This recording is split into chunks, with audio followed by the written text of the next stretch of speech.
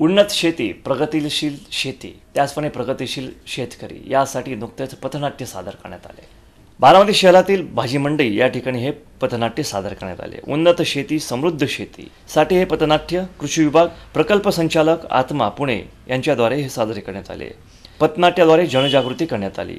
भाजी मंडई या ठिकाणी शेतकऱ्यांसाठी कशा प्रकारे उन्नत शेती आणि समृद्ध शेतकरी ही योजना महत्त्वपूर्ण आहे या योजनेमधील संपूर्ण माहिती या ठिकाणी सांगण्यात आली। या पथनाट्याला उपस्थित असलेल्या सर्वच व्यापारी, नागरिक, त्याचप्रमाणे भाजी खरेदी करण्यासाठी आलेले या सर्वांनी मोठ्या प्रमाणामध्ये प्रतिसाद दिला। बारामती शहरातील भिगवण रोड हा नेहमीच वर्दळीचा रोड म्हणून ओळखला जातो। याच बारामती शहरातील भिगवण रोड या ठिकाणी पाऊस झाल्यानंतर मोठ्या प्रमाणात चिखलाचे साम्राज्य पसरले होते आणि याच चिखलाच्या साम्राज्यामध्ये अचानकपणे माल घेऊन जाणारा एक ट्रक अडकला। हा ट्रक अडकल्यामुळे मोठ्या प्रमाणावर वाहतुकीची समस्या निर्माण झाली।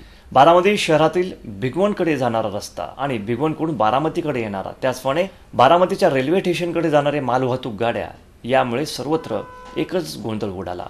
चिखलामध्ये रुतलेला हा ट्रक काढत असताना मोठ्या प्रमाणात कसरत करावी लागली, परंतु ही कसरत होत असताना वाहतूक खोळंबली। त्यामुळे पर्यायी व्यवस्था म्हणून अनेकांनी दुसऱ्या रस्त्याचा मार्ग अवलंबला, परंतु चिखलात असलेला हा गाळ आणि चिखल कशामुळे होतो याचाही सर्वांना या ठिकाणी पाहायला मिळाले। त्यामुळे सर्वांनी या ठिकाणी मागणी केली की भिगवण रस्त्यावर अशा प्रकारचा चिखल साठवू नये, यासाठी प्रशासनाने लक्ष देणं गरजेचे आहे।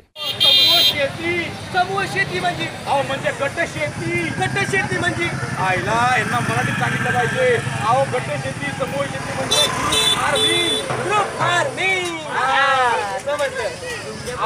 तेव्हाच कळते सांगितल्यावर, पण काय नक्की काय ते काय म्हणतात? तुमची शेती किती? आमच्याकडे शेकडो 2.5 एकरच आहे।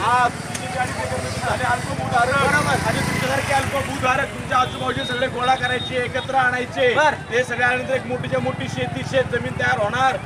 ग्रुप फार्मिंग करायचं। अच्छा, आणि काय करायचं ग्रुप फार्मिंग करून? काय करायचं म्हणजे त्याच्यानंतर एक आपला तुमच्या सगळ्या शेतकऱ्यांच्या मध्ये एक सामंजस्याचा करार करायचा। सामंजस्याचा करार म्हणजे काय? सामंजस्याचा करार म्हणजे हे पण कळत नाही का तुम्हाला? ठीक कळत नाही। आता हे पण मराठीमध्ये सांगायचं, सांगा। मेमोरंडम ऑफ अंडरस्टँडिंग म्हणजे काय? MOU।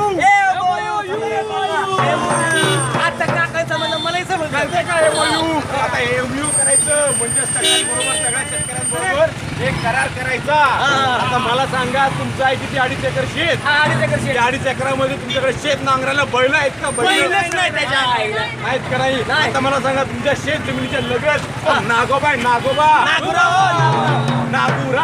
नागुरावकडे आहे का तो बैल? बैल पण चाला मी घेतच नाही।